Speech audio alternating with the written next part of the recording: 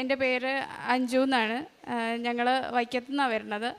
ഇതെൻ്റെ അമ്മ രാജേശ്വരി, ഇതെൻ്റെ ചേട്ടൻ്റെ ഭാര്യയാണ് അനുപ്രിയ. അപ്പം ഞങ്ങളുടെ കുടുംബത്തിൻ്റെ വളരെ പ്രധാനപ്പെട്ടൊരു കാര്യം ഇവിടെ സാക്ഷ്യം പറയാൻ വേണ്ടിയിട്ടാണ് വന്നിരിക്കുന്നത്. ശരിക്കും പറഞ്ഞാൽ സാക്ഷ്യം തുടങ്ങാനായിട്ട് എനിക്കുള്ളതിനേക്കാളും കൂടുതൽ അവകാശം എൻ്റെ അമ്മയ്ക്കാണ്. കാരണം ഈ കൃപാസനം പള്ളിയിലേക്കും ഈ ഉടമ്പടിയിലേക്കും കൊണ്ടുവന്നത് എൻ്റെ അമ്മയാണ്. അപ്പോൾ അതുകൊണ്ട് ഉടമ്പടി തുടങ്ങാനുള്ള അവകാശം എന്തായാലും അമ്മയ്ക്കാണ്. അപ്പം ഞാൻ അമ്മ പറയും.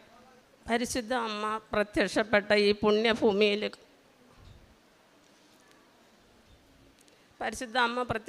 ഈ പുണ്യഭൂമിയിൽ കാലുകുത്താൻ എന്നെ എൻ്റെ കുടുംബത്തെ അനുഗ്രഹിച്ച അമ്മ മാതാവിനും തിരുകുമാരനും കോടാനുകോടി നന്ദി പറയുന്നു.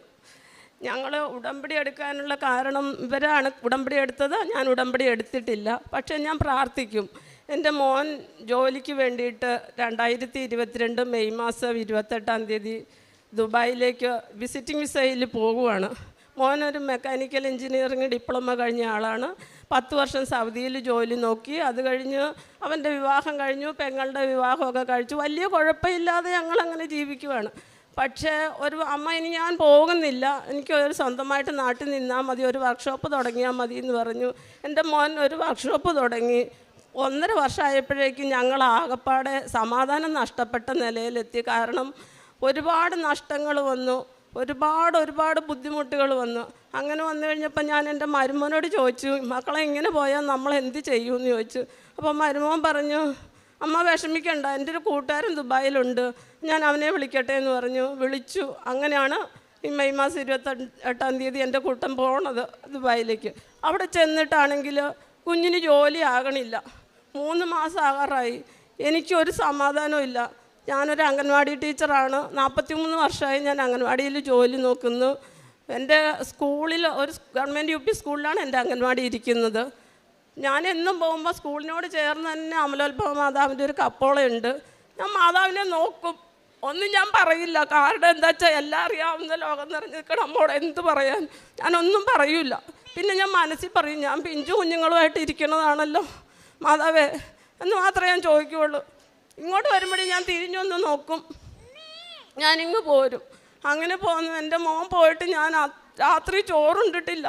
ഉറക്കം എന്നാന്ന് എനിക്കറിയാൻ പാടില്ല. ഞാൻ ആകെപ്പാടെ വിഷമിച്ച് ഇവള് ജോലി കഴിഞ്ഞ് വരുമ്പോഴേ കുഞ്ഞിനെ ഏൽപ്പിച്ചിട്ട് ഞാൻ പ്രാർത്ഥിച്ച് കയറി കിടക്കും. 12 മണിയാകുമ്പോൾ വീണ്ടും ഞാൻ പ്രാന്തിയെ പോലെ എഴുന്നേറ്റ് ഹാളിലും റൂമിലും ഒക്കെ നടക്കും.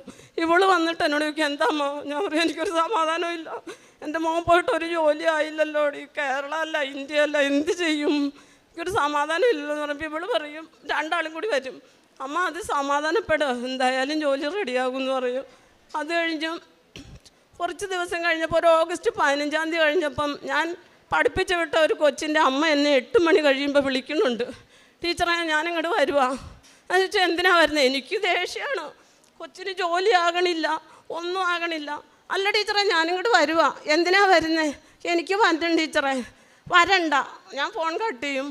2 ദിവസം കഴിയുമ്പോൾ വീണ്ടും എന്നെ വിളിക്കും, ടീച്ചറെ ഞാനങ്ങോട്ട് വരുവാ. അവർ വരണ്ടെന്ന് പറഞ്ഞില്ലേ, പിന്നെ എന്തിനാ വരുന്നത്? നിങ്ങളുടെ തൊട്ടടുത്ത് അംഗൻവാടി ഉണ്ടല്ലോ, കുട്ടിയെ അവിടെ കൊണ്ടാക്കും. അതൊന്നും പറഞ്ഞാൽ പറ്റില്ല ടീച്ചറെ, എനിക്ക് വരണം.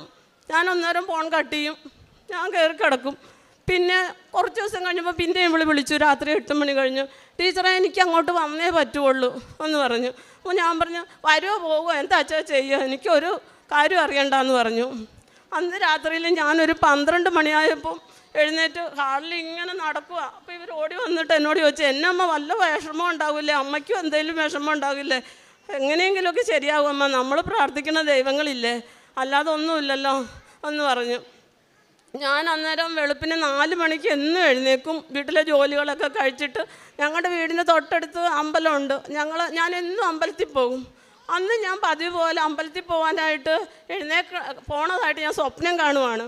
നടന്നിട്ട് 100 മീറ്റർ അകലെയുള്ള അമ്പലത്തിൽ ഞാൻ എത്തണില്ല. നടന്ന് എൻ്റെ കാല് കുഴഞ്ഞു, ഞാൻ അമ്പലത്തിൽ എത്തണില്ല. പിന്നെ നടന്ന് ചെന്ന് കഴിഞ്ഞപ്പം ഗോപുരമില്ല, വലിക്കപ്പരയില്ല, നടപ്പന്തലില്ല, കൊടിമരയില്ല, ഒന്നുമില്ല. ഒരു ഗ്രില്ലിട്ടൊരു സ്ഥലം, ഒരു ഹാള്, ഒരിടനാഴി. ഞാനിതെവിടെയാണ് ചെല്ലുന്നത്? ഇതെന്ത് പറ്റി? ഇന്നലെ വരെയും ഒരു കുഴപ്പമില്ലായിരുന്നു അമ്പലത്തിൽ, ഇതെന്ത് സംഭവിച്ചു? ഞാനിതൊന്നും അറിഞ്ഞില്ലല്ലോ ദൈവമേ. പിന്നെ നമ്മളോട് ഇതൊന്നും പറയേണ്ട കാര്യമില്ലല്ലോ. എന്നോർത്ത് ഞാൻ ആൾക്കാരൊക്കെ തൊഴുത് നീങ്ങണു. ഞാനും തൊഴുത് നീങ്ങി ഇവിടെ വന്ന് ഞാൻ നിന്നത് ഈ ആൾക്കാരിലാണെന്നുള്ളത് ഞാനിവിടെ വന്നപ്പോഴാണ് അറിയണേ. ഒരാൾ തൊഴുത് നീങ്ങി ഓരോരുത്തരും നീങ്ങണു. ഞാൻ വന്ന് നിന്നപ്പോഴേക്കും മാതാവ് ഇവിടെ നിന്ന് ഇറങ്ങി വന്നു. മാതാവ് ഇറങ്ങി വന്നിട്ട് ഞാൻ അപ്പോഴേക്കും എനിക്ക് മനസ്സിലായി അതൊരു ദൈവം തന്നെയാണ്. ദേവി എൻ്റെ പരാശക്തി എന്ന് പറഞ്ഞ് ഞാൻ കരഞ്ഞപ്പോൾ എൻ്റെ 2 കൈയിലും കയറി കെട്ടിപ്പിടിച്ചിട്ടു കവളത്ത് തട്ടിയിട്ട് എന്നോട് പറഞ്ഞു, യോ കരയരുത്, എല്ലാം ശരിയാകും എന്ന് പറഞ്ഞു. ഞാൻ കണ്ണു തുറന്നപ്പോൾ 4 മണി. ഞാൻ പെട്ടെന്ന് എൻ്റെ ജോലികളെല്ലാം ചെയ്തു അമ്പലത്തിൽ പോയി. ഞാനോർത്തു എന്നും അമ്പലത്തിൽ പോകണം. ഞാനതുപോലെ പോയി. ഇത് ഞാൻ ആരോടും പറഞ്ഞില്ല. അങ്ങനെ നിന്ന് കുറച്ച് ദിവസം കഴിഞ്ഞപ്പോഴത്തേക്കും സെപ്റ്റംബർ 12-ാം തീയതി ബെറ്റി എന്ന് പറയണ മോള് കയറി വന്നു. അവൾ നല്ല സൗമ്യതയോടുകൂടി സംസാരിക്കുന്ന കുട്ടിയാണ്. ഒരു അവിവേകവും ദേഷ്യപ്പെട്ടും ഒന്നും സംസാരിക്കില്ല. ഇവൾ കയറി വന്നിട്ട് എന്നോട് പറയുക, ടീച്ചറെ ഞാൻ വന്നു. ആ മോളിരിക്കുക. അപ്പോൾ എന്നോട് പറഞ്ഞു, ഞാൻ ഇരിക്കാനല്ല വന്നേന്ന് പറഞ്ഞു. ഞാനോർത്തു പിള്ളേരല്ലേ, അവർക്ക് എന്തെങ്കിലുമൊക്കെ ഉണ്ടാവുമല്ലോ, പോട്ടെ. അപ്പോൾ എന്നോട് ചോദിച്ചു, മക്കളെന്തെടുക്കണോ? ഞാൻ പറഞ്ഞത് മോളുടെ കുട്ടിയാണ്, അവളെയും കൊണ്ടാണ് ഞാൻ വരുന്നത്. പിന്നെ മോൻ എന്തെടുക്കണമെന്ന് ഉടനെ ചോദിച്ചപ്പോൾ ഞാൻ ഇവളെ കെട്ടിപ്പിടിച്ച് അങ്ങ് കരഞ്ഞു ഭയങ്കരമായിട്ട്.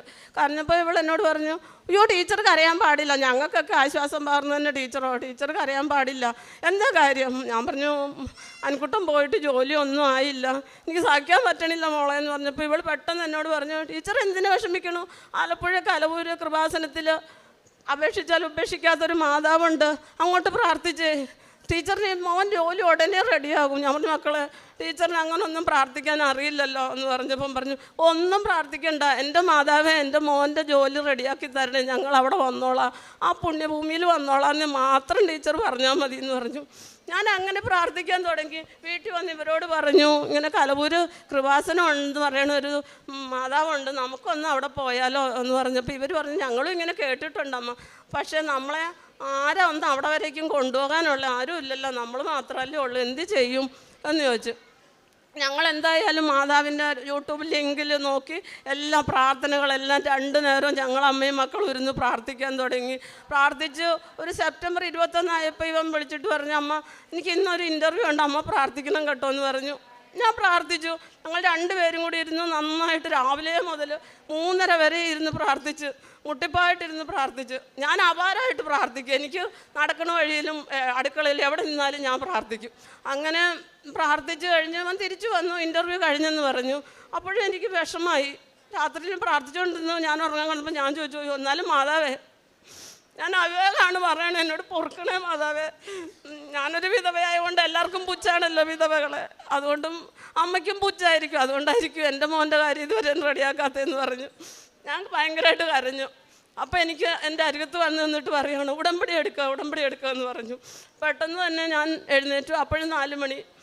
അടുക്കളയിലെ ജോലികളൊക്കെ ചെയ്തുകൊണ്ടിരുന്നപ്പോൾ മരുമോൾ എണീറ്റ് വന്നപ്പോൾ ഞാൻ അവളോട് പറഞ്ഞു, മക്കളെ ഉടമ്പടി എടുക്കുന്ന ഇങ്ങനെ ഒരു അശരീരി അമ്മ കേട്ടല്ലോ, അയ്യോ അമ്മ ഇപ്പോൾ ആരിയ്ക്കണം നമ്മളെ കലവൂര് വരെ ഒന്ന് കൊണ്ടുപോകാനായിട്ട്, എന്ത് ചെയ്യുമെന്ന് പറഞ്ഞപ്പോൾ ഞാൻ പറഞ്ഞു, മക്കളെ വിഷമിക്കേണ്ട, ഓൺലൈൻ ഉണ്ടെന്ന് പറയുന്നുണ്ടല്ലോ, നമുക്ക് എന്തെങ്കിലും മാതാവ് അനുഗ്രഹിച്ച് അവിടെ ചെല്ലാൻ പറ്റിയ അന്ന് നമുക്ക് തീർത്ഥാടന ഉടമ്പടി എടുക്കാം, മക്കൾ ഇപ്പോൾ ഓൺലൈൻ ഉടമ്പടി എടുക്കുമെന്ന് പറഞ്ഞു.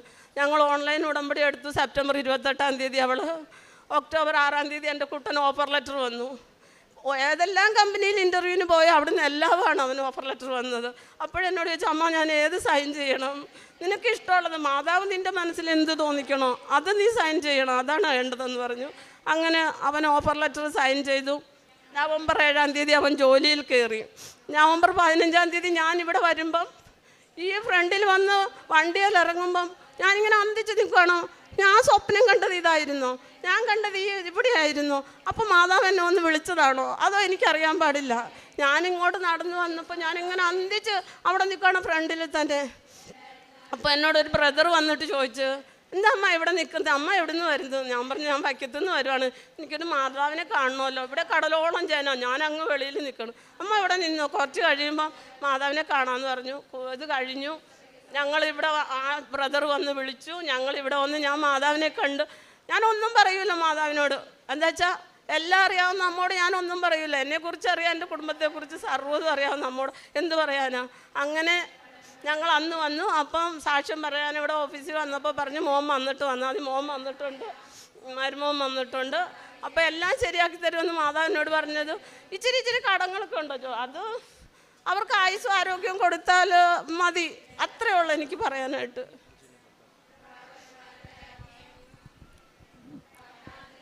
ഞങ്ങൾ രണ്ടുപേരും വേറെ വേറെ ഉടമ്പടി എടുത്തിട്ടുണ്ട്. ഇപ്പോൾ ഞാൻ ഉടമ്പടിയിൽ കുറച്ച് നിയോഗങ്ങൾ മാതാവിൻ്റെ അടുത്ത് സമർപ്പിച്ചിട്ടുണ്ടായിരുന്നു. അതിൽ ആദ്യത്തേത് പറയുന്നത് എൻ്റെ ഹസ്ബൻഡിൻ്റെ ഒരു ജോലിയുടെ കാര്യമായിരുന്നു. അത് ഉടമ്പടിയിൽ വച്ചു.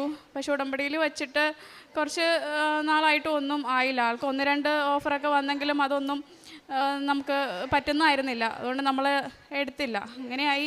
എനിക്ക് ഭയങ്കര വിഷമമായിരുന്നു. അപ്പോൾ അമ്മേൻ്റെ അടുത്ത് പറഞ്ഞു, വിഷമിക്കണ്ടടി, നീ പ്രാർത്ഥിക്കണ്ടല്ലോ, അതൊന്നും ശരിയാവും, നമുക്ക് ഒരുമിച്ച് സാക്ഷ്യം പറയാം, നീ വിഷമിക്കണ്ട എന്നൊക്കെ പറഞ്ഞു.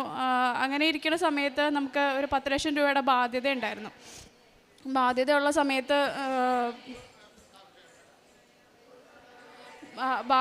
സമയത്ത് നമ്മൾ അത് കൊടുക്കാനായിട്ട് നമുക്ക് ഒരു നിവൃത്തിയില്ല. കാരണം ഓൾറെഡി വീടിന് നമുക്ക് ലോണുണ്ട്. അപ്പോൾ കൊടുക്കാൻ പറ്റുന്നില്ല. അപ്പം ആളെൻ്റെ അടുത്ത് പറഞ്ഞു, അഞ്ചു നമുക്കെന്നാൽ വീട് വിൽക്കാം, വീട് വിറ്റിട്ട് ആ പൈസ തീർക്കാം, ബാങ്കിലെ ലോണും ക്ലോസ് ചെയ്യാം എന്ന് പറഞ്ഞു. ഞാൻ പറഞ്ഞു എന്നാൽ എന്താണോ തോന്നണേ അതുപോലെ നമുക്ക് ചെയ്യാം എന്ന് പറഞ്ഞു. വീട് വിൽക്കാൻ വേണ്ടിയിട്ട് നമ്മൾ ഒരുപാട് ആൾക്കാരോട് പറഞ്ഞു. ആൾക്കാർ വന്ന് നോക്കുന്നുണ്ട്. പക്ഷേ അപ്പോഴും ആ വീട് വിൽക്കുന്നതിന് നമുക്ക് അത്രയ്ക്ക് വിഷമമാണ്. വീട് വിൽക്കാനായിട്ട് നമുക്ക് മനസ്സ് അനുവദിക്കുന്നില്ല.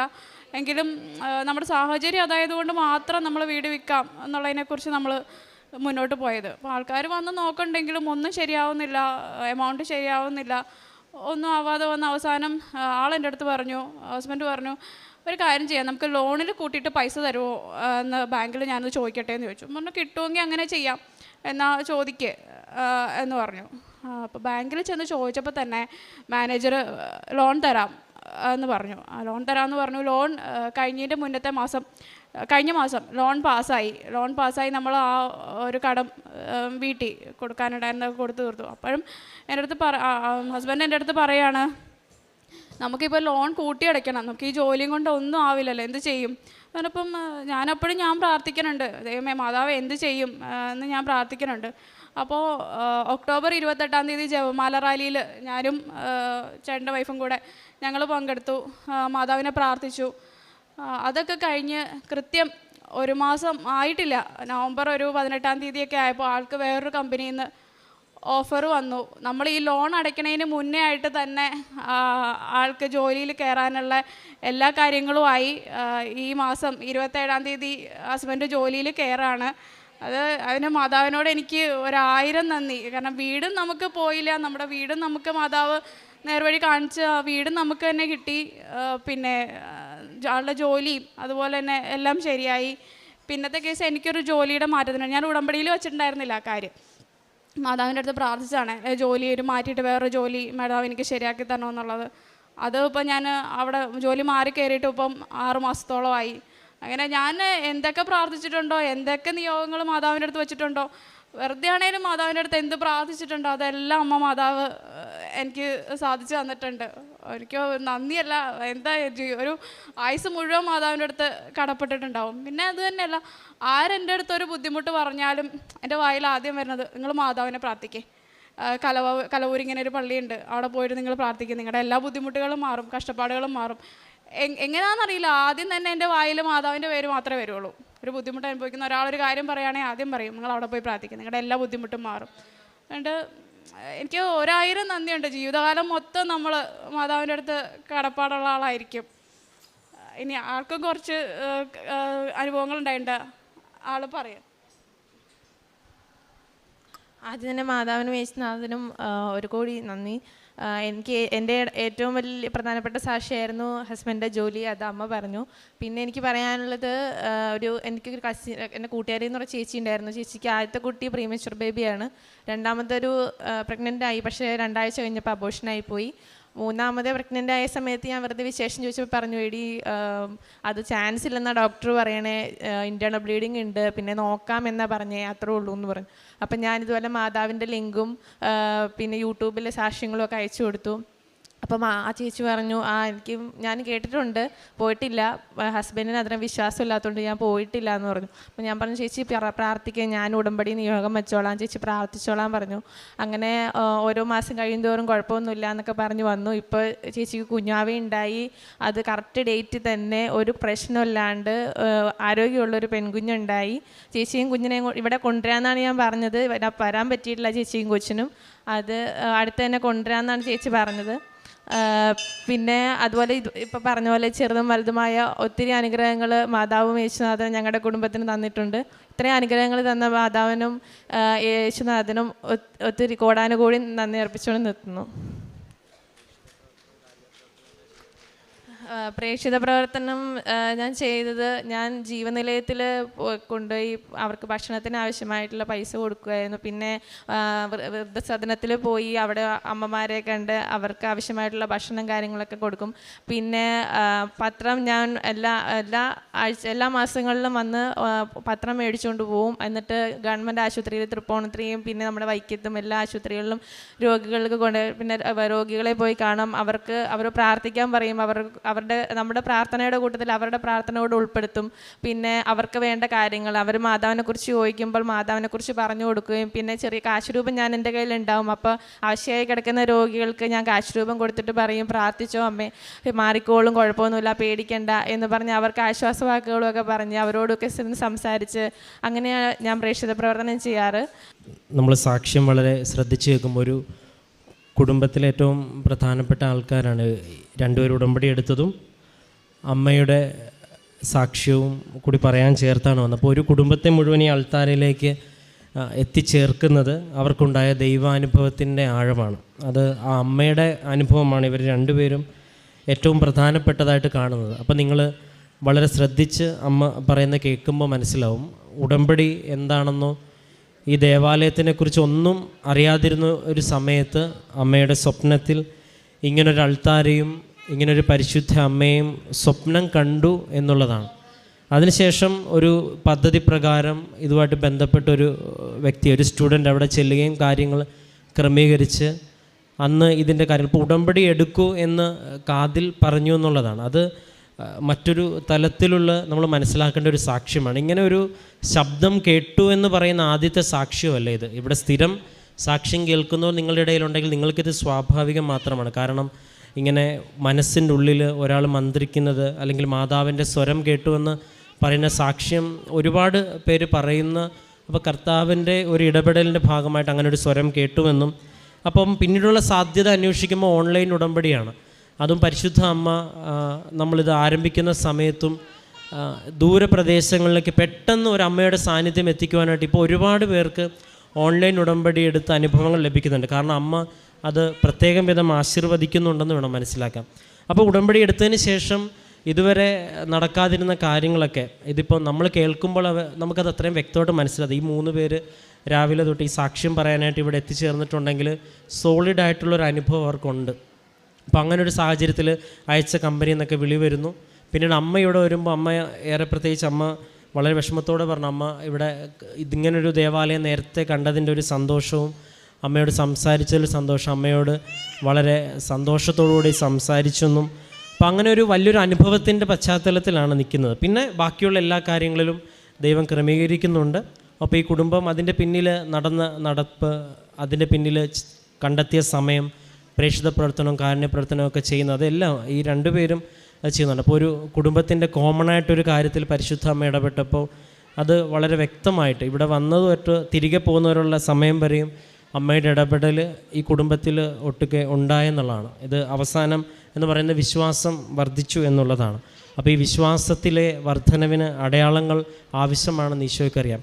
അപ്പോൾ അമ്മയുടെ വലിയൊരു സാന്നിധ്യത്തിൻ്റെ അതൊരു സ്വപ്നം എന്നതിനേക്കാളും അപ്പുറം ഇതുവരെ കാണാത്തൊരിടം കണ്ട് ഇവിടെ വരിക എന്നൊക്കെ പറയുന്നത് അത് വലിയൊരു ദൈവാനുഗ്രഹമാണ്. അത് അങ്ങനൊരു ദൈവാനുഭവത്തിലേക്ക് കടന്നു വരുന്നവർക്ക് മാത്രം മനസ്സിലാകുന്ന ഒരു അനുഭവം അത് അമ്മയ്ക്ക് ലഭിച്ചു. അപ്പോൾ ഈ 2 മക്കളുടെയും കാര്യങ്ങളിൽ ദൈവം ഇടപെട്ടു എന്നുള്ളതാണ്. ഇനിയും മുൻപോട്ടുള്ള ജീവിതത്തിൻ്റെ യാത്രയിൽ ഇങ്ങനെ പരിശുദ്ധം ഒരുപാട് പേരുടെ ജീവിതത്തിൽ ഉടമ്പടിയെ ആശീർവദിച്ച് ഒരു സന്ദേശം കൂടിയുണ്ട്. ഉടമ്പടി അമ്മ ഏറ്റെടുത്തു എന്നുള്ളൊരു സന്ദേശം ഇതിനകത്തുണ്ട്. ഇനിയും മുൻപോട്ടുള്ള ജീവിതത്തിൻ്റെ യാത്രയിൽ പരിശുദ്ധ അമ്മയുടെ സാന്നിധ്യം കൊണ്ടും സംരക്ഷണം കൊണ്ടും ഈ കുടുംബം മുന്നോട്ട് പോകട്ടെ എന്ന് പ്രാർത്ഥിക്കുന്നു. ദൈവം നൽകിയ എല്ലാ അനുഗ്രഹങ്ങൾക്കും നമുക്ക് കരങ്ങളടിച്ച് ദൈവത്തിൻ്റെ നാമം മഹത്വപ്പെടുത്താം.